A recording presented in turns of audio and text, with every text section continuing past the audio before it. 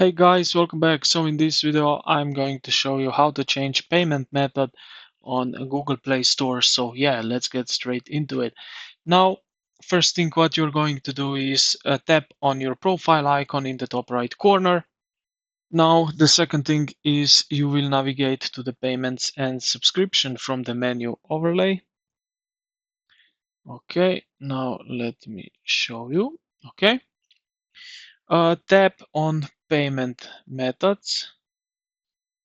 And now navigate to the more payment settings. Now, so here you will see basically what you have. If you have any card, you will see it. Otherwise, you will see here this little box where it says add card or something. And yeah, you will click on that.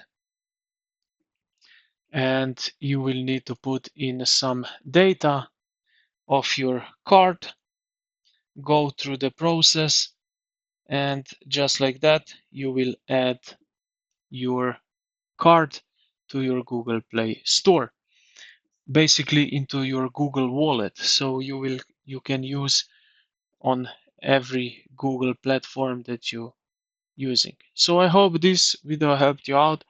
If you did, consider to like the video and subscribe to the channel. Thank you for watching, and I will see you in the next one.